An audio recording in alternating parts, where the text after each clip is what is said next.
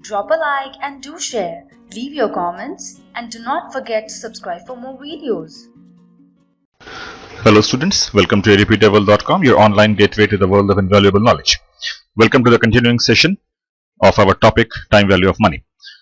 So students, during the close of our last discussion, we tried to derive the formula of the future value of the present cash flow, wherein we saw the formula of Fn is equal to P within bracket 1 plus I raised to the power of n. We tried to meander through some of the derivation part, which I tried to make a bit simple for you all, and I hope that now the concept is absolutely clear with each one of you. Now it might seem quite lucid. Then we talked about how exactly compounding is really beneficial when our intention is to create a huge corpus of money. So it is through compound interest process only by which we find that the present value of a lump sum really grows up to a huge size due to the fact that the entire principal amount is being increased by I, and the I is being added to it, and thereby with every passing year the new principal is always higher than the principal of the last year or the preceding years, and every year the accumulation takes place by way of the interest earning, which is being added to the principal, and again it is being introduced as a new principal or increased principal in the successive years, and this process goes on through the entire stretch of n. And we have also seen that the effect of compounding becomes very pronounced, the compounding becomes very powerful when we find that I rate of compound interest is being compounded and reinvested back into the fund for a larger number of n, with a condition applied that I or the interest earned should not be taken out from the corpus, rather it should be kept within the corpus so as to obtain the highest benefit or the most optimum benefit of the compounding. Then we also discussed that at times in the real world, real-time cases, the amount to be compounded is quite huge, and the I is also quite the bigger number, and most importantly the n extends for a large number of years. In that particular case, instead of compounding it for each and every year into isolation, it is better to use the future value tables, wherein there is a pre-calculated value given for $1 across different possible I's and the different number of years.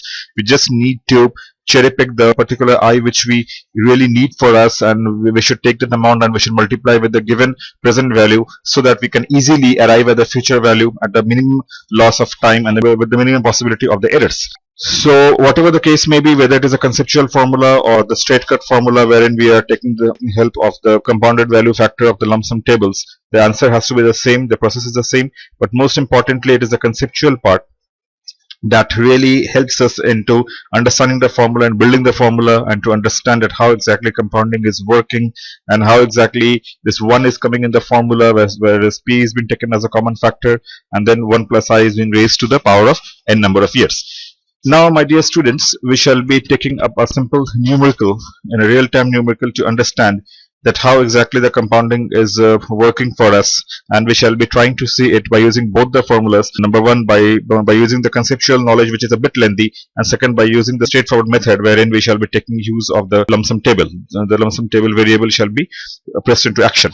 Okay, so in front of your eyes on the screen there is a flashing numerical. A numerical is flashing in before you, which says that Mr. X deposits 10,000 USD at 10% per annum for a time period of 3 years. How much shall his deposit amount grow at the end of the third year if interest rate is compounded annually? I once again repeat the simple question. Mr. X deposits 10,000 USD at the rate of 10% per annum for a time period of 3 years. So how much shall his deposit amount grow at the end of the third year if the interest rate is compounded annually? A close look at the question shall reveal certain things. We are having certain variables at our hand, and the variable number 1 is Mr. X wishes to deposit 10,000 USD at T0 or at present time, that is today. That is today. At today's time, Mr. X wishes to deposit 10,000 USD with the bank, which is promising him to fetch a return of 10% compounded annually. The question is very forthright, is very clear in its approach when it says that the return on his present value of 10,000 shall be 10%, and that too shall be compounded annually.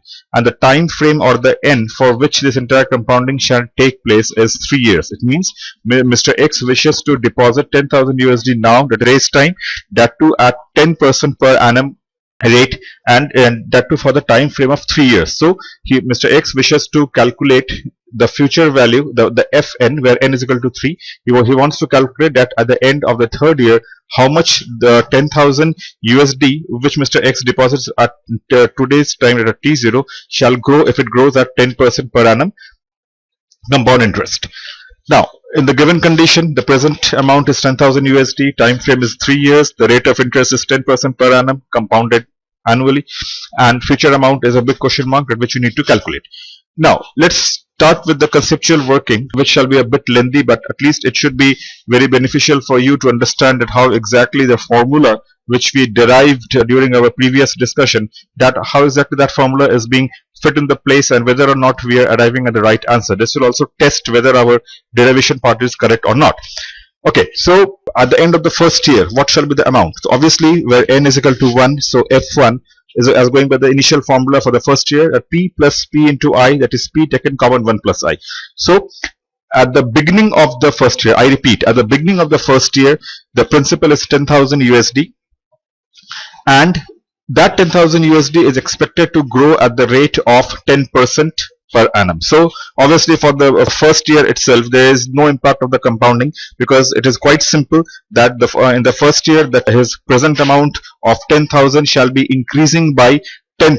It means it is as simple as that P 10,000 plus P into I. It means P is 10,000 plus 10,000 into 10% of 10,000. So 10% of 10,000 is 1,000 rupees. So at the end of the first year, the amount of 10,000 USD has grown up to 11,000 USD, wherein 10,000 is the principal amount and 1,000 happens to be the interest amount. So at the end of the first year, the amount of Mr. X has grown to 11,000. Now, for the second year, what happens is that, as we have already discussed, the principal amount of last year at the end of the first year becomes the principal amount for the opening of the second year. I once again repeat, the principal amount for the last year, for the close of the last year becomes the opening amount for the principal of the second year. So at the second year beginning, his principal is going to be 11,000. That is, as per the formula, F2 is at the beginning of F2 is that is the second year, P1 plus I plus P1 plus I into I. Obviously, P1 plus is what? So P, you can see it very closely that P1 plus I is already the 11,000 which he has already earned, because 11,000 is nothing but 11,000 is P1 plus I. So P1 plus I or 11,000 becomes the opening principal for the last year. Instead of 10,000, his new principal is 11,000. I once again repeat, instead of his principal for second year being 10,000, his principal has increased by 1,000 more, that is, it is 11,000. So P1 plus I, it is 11,000 plus P1 plus I into I. As per the formula or as per the concept of compound interest, it is P1 plus I plus P1 plus I into I. Therefore, P1 plus I is 11,000 plus 1 plus I, that is 10% of 11,000. I once again repeat, students, throughout the second year, his new principal of 11,000 is growing like it is P1 plus I, that is 11,000 plus 11,000 into 10% of 11,000, that is P1 plus I plus P1 plus I into I. Simple factorization, P1 plus I taken common, it is P1 plus I into 1 plus I. Therefore, P1 plus I into 1 is P1 plus I, and P1 plus I into I is P1 plus I into I. Once again, students, P1 plus I into 1 is P1 plus I, and P1 plus I into I is P1 plus I into I. Therefore, F2, the amount which Mr. X shall be earning at the end of the second year is nothing but it is P1 plus I raised to the power 2, or F2 is equal to P1 plus I raised to the power 2. Because the bases being common, the powers are getting added. Power is 1 plus 1, so base P is common, 1 plus I is 1 plus I, and all the powers are 1 plus 1 is equal to 2. So F2, that is the amount of new principal shall be fetching at the end of the second year is going to be P1 plus I whole square. So on the amount part, F2 will be 11,000 plus 11,000 into 0.10 or 10% of 11,000. So 11,000 is a new principal which actually was 10,000 plus 1,000 at the end of the first year. So which becomes a new principal for the second year, that is 11,000 plus 10% of 11,000, that is 1,100, thereby taking his future amount at the end of the second year to 12,100 USD. So his future amount at the end of the second year is 12,100 USD.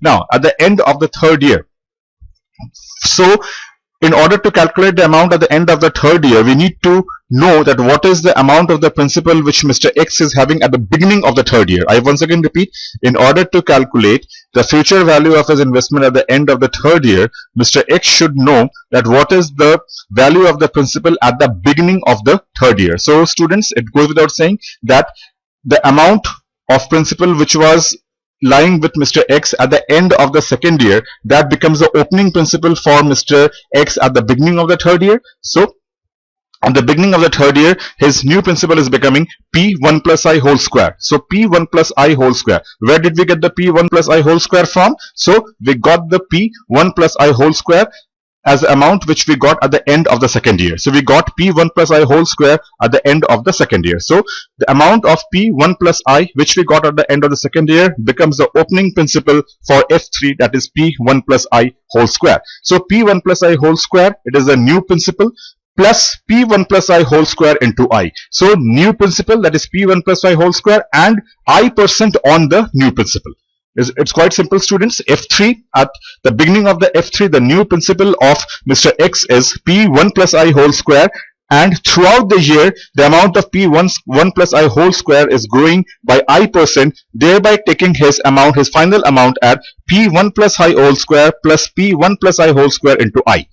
I hope this point is clear, students. Once again I repeat, so the amount which is lying with Mr. X at the beginning of the third year is the amount which he obtained at the close of the second year. So at the close of the second year, he obtained the amount of 12,100, which was nothing but represented by P1 plus I whole square. So the amount at the beginning of the third year becomes P1 plus I whole square plus P1 plus I whole square into I. That is the new principal plus new principal, and upon which the interest of I% which he is earning. So his new principal is becoming 10,000 plus 1 plus 0.12 whole square multiplied by 1 plus 0.12. It means P3 is what? P1 plus 2 whole square taken common plus 1 plus I. A simple factorization, students. F3 is P1 plus I whole square taken common multiplied by 1 plus I, because P1 plus I whole square into 1 is P1 plus I whole square, and P1 plus I whole square into I is P1 plus I whole square into I. Once again, students, P1 plus I whole square into 1 is P1 plus 2 whole square, and therefore P1 plus 2 whole square into I becomes P1 plus I whole square multiplied by I. So in numerical form, F3 is growing by 10,000 plus 1 plus 0.12 whole square plus 1 plus 0.12. So actually it is 10,000 into 1.10 whole square is 12,100. So 12,100 is growing another by 1.10. So it is 10,000 into 1.21. So where did we get this 1.21? So it is actually 10,000 multiplied by 1.10 multiplied by 1.10. So 1.10 into 1.10 shall give us 1.21, and 1.21 multiplied against 10,000 shall give us 12,100, which is nothing but it is the principal which we are getting at the end of the second year, and the same principal which we are treating it at the beginning of the third year. So the same principal is increasing by 1.10%. Why? Because it's 10% of 12,100. So 10,000 into 1.331 is giving us 13,300. So students, the amount of 12,100 is increasing by I%, that is 10%, and generating a total corpus of 13,310 USD at the end of the third year. So thus we are seeing that Mr. X started his journey by depositing a principal of 10,000, which has grown into a huge amount of 13,310 at the end of the third year, considering the fact that he has earned a return of 1% compounded interest annually for the span of 3 years. So 10,000 has grown into 13,300. Once again, a quick recap, students. The amount of 10,000 which he started off with, it grew to size by virtue of 10% on 10,000 to the amount of 11,000. This 11,000 closing amount of F1 becomes the opening amount for F2. Thereby P1 plus I taken common 1 plus I whole square. Therefore 11,000 is growing to 12,100. So 12,100 is nothing but 12,100 is the closing amount of F2 at the end of the second year, which started off with 11,000. So his 10,000 has grown up to 11,000, and then 11,000 grew to 12,100. The amount of 12,100 becomes the new principal at the beginning of the third year. 12,100 becomes a new principal at the beginning of the third year, which is again growing by 10%. So 10% of 12,100 is 13,100. So 10,000 grew to 11,000, 11,000 grew up to 12,100, and finally 12,100 grew up to 13,310. So thus we see that the calculation becomes elaborate despite variables being simple. Obviously, I've already said that over here our assumptions were quite simple. The amount in question was quite simple. It was only 10,000 USD, but the interest rate was only 10% and the span was only 3 years. But in a real life scenario, the amounts are not so very naive. They are a bit complicated. The I is quite complicated. A number of years, they span across 10-15 years, and the amount of the present value is never, it is not always that it is as simple amount as 10,000. Sometimes it is more complicated. But whatever the amount is, whatever the I is, whatever the length of n is, if we are not taking the money out, if we are not taking the interest earned in between out, and if we are allowing the interest amount to stay put into the investment, it is the same conceptual framework based upon which we can calculate the future amount. The only thing is that if we are going through such an elaborate calculation for a real-time data, for a real-time variable, our calculation will be very tedious, it is very much time-consuming, and the possibility of getting into errors will be huge. So to save us from this particular calamity, we can take help of the CBF table, that is a compounded value table. So the same can be solved by using the direct formula with the help of the CBF table. Variables remain the same. Students, the P is 10,000, time is 3 years, and I is 10%. The future value needs to be ascertained. So under this condition, again the same formula, the mother formula remains the same. It is Fn is equal to P 1 plus I raised to the power of n. We have already discussed that 1 plus I raised to the power n is nothing but it is the compounded value factor of a lump sum. It is a compounded value factor of a lump sum which tells us that how exactly $1 is growing in size against I% rate of interest for n number of years. So in your table you shall be finding that the value of $1 has been calculated across various i's and across various n. We just need to pick up the I which we need for our own convenience. Like for in this particular case, we are not concerned with any other I, but we are just concerned with the value of $1 which is growing at the rate of 10% for 3 years. So if you look across the table, you will find that the value of $1 increasing by 10% for 3 years is 1.331. Obviously, it is a very simple calculation. You can even jot down on a piece of paper and you can just calculate it. If you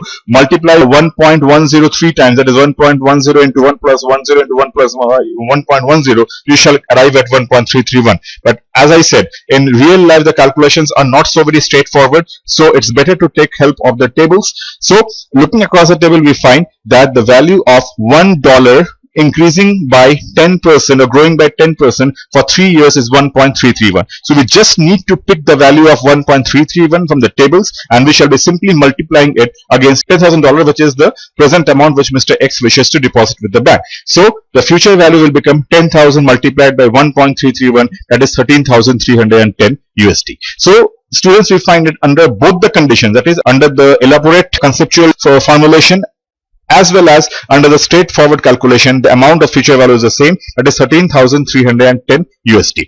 So we find that whatever method we are choosing, whatever amount we are taking up, whatever methods we are ahead with, whether it is a conceptual or it is a reference to the future value of a lump sum table, the final value has to be the same, that is 13,310. The amount arrived shall be identical under both the approaches. If the amount arrived under both the approaches are not identical, if they are different, it means that we have committed certain errors which need to be ironed out. Thus we see that under both the approaches, the future value yields identical results. Computation of future value through the CBF tables help in solving the complicated calculations with the least probability of errors. Now students, I shall be giving you a small task which you can practice it at your convenience. A question says, suppose Mr. Martin deposits 58,765 USD. Suppose Mr. Martin deposits 58,765 USD with a bank, fetching an annual interest of 15% per annum for 15 years. Calculate what shall the amount grow up to at the end of 15 years. So the question is quite straightforward, students. The only difference is that from the previous numerical to this numerical, this particular numerical is not having a very straightforward figure. Rather, the amount in question whose future value needs to be calculated is 58,765 USD, which should be growing at 15% per annum compound interest, and you need to calculate the future value of 58,765 USD increasing at 15% per annum compound interest at the end of 15 years. So it is quite a tricky one. So conceptually, The concept remains the same. All you need to do is that you need to refer to the compound value factor of a lump sum table. You need to look across the value of $1 against 15% for 15 years. You need to take that particular amount and you need to multiply it against 58,765 in order to arrive at the future value, which shall be the future value of 58,765 growing at the rate of 15% for 15 long years. So I hope while solving this simple numerical you won't be encountering any problems. Okay, students, so long we were talking about, or we were discussing about a lump sum. So once again, as we have already discussed, lump sum refers to one-time payment and receipt of cash. The amounts are not fragmented, they are not paid into installments, rather they are being paid into one single go. A one-time payment or receipt of a cash flow is termed as a lump sum. But as we already discussed that in the world of finance, in the world of corporate finance, or even in the lives of the individuals, many a times certain cash flows are not lump sum. They are fragmented or they are even segregated. So one of the most common segregated or fragmented cash flow is referred as an annuity. It is known as an annuity. So what is the meaning of an annuity? I hope most of you are conversant with the term called annuity, but still let me have a passing reference to the term annuity. Annuity, as the name suggests, it derives its name from the word annual. Annual means yearly. So I once again repeat, students, the word annuity derives its name from the word annual, and annual, we all know that annual refers to something which pertains to one single year. So in terms of finance, what does annuity mean? An annuity refers to an equal year-end receipt or payment of cash flows for a specific number of years. Now pay very careful attention to it.